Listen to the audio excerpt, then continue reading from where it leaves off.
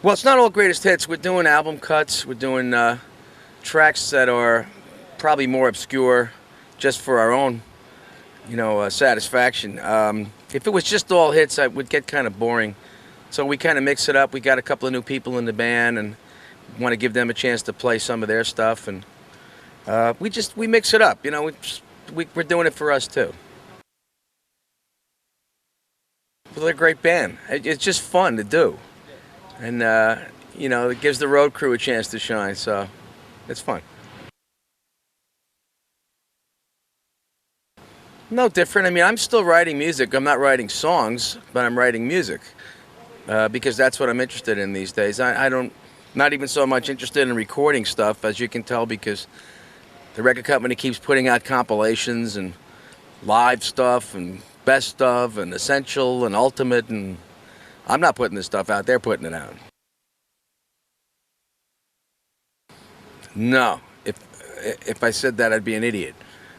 Uh, No, there's plenty to learn. I'm still learning right now. I'm still exploring composition. I'm still learning a lot about everything. I'm wide open. We started coming here 30 years ago, 1976. And Piano Man came out. I think it was today, exactly today or yesterday, 30 years ago. No, 33 years ago. It was 1973.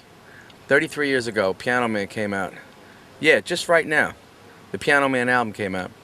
And we started coming here 76, 30 years ago, and we became successful here before we became successful in the States. So it's kind of your fault. No. I think I've said enough. I've done enough. I don't feel like I have to prove anything at this point, except to myself and to the people I work with. Look, if I come up with an idea for a song and I think it's really good and I want to record it, I'm not going to stop myself from doing it. I just wrote a song for Tony Bennett, and he's having a big resurgence now, and I'm hoping he records it.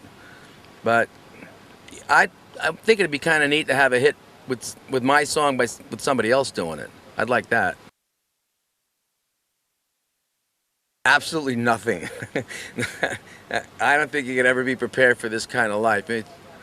It's been a strange, crazy ride, but it's been a lot of fun. I think I picked a great gig. It's the best job I ever had. It's the silliest job I ever had, but it's a great job. I don't really know much about what's going on until I'm hanging out with my daughter. And then she makes me listen to the radio. Listen to this, listen to that. Who's that? And she'll tell me and I forget. I mean, I listen to classical music. I really enjoy that. It's very satisfying for me. I started out listening to that kind of music when I was a little boy. Uh, and I guess I've gone back to that. I like all kinds of music. There's not any kind of music I don't like at all. But I listen to classical music when I'm listening to the radio or I program it. Well, she's walking her to her own beat. She may be taking over the family business. I hope somebody's got to do it. But it would be nice if I became known for being Alexa Ray's father than for vice versa.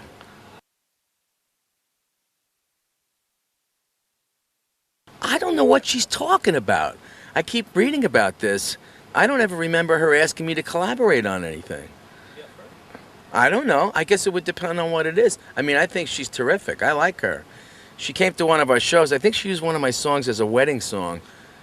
But I mean, I didn't reject doing a thing with her out of hand. I don't recall if I did. I don't know.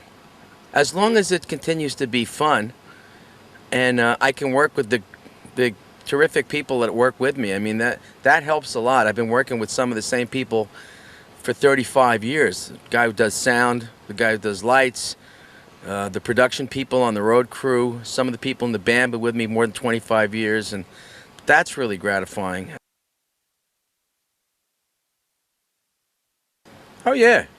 Yeah, well, I haven't had really any new material since 1993.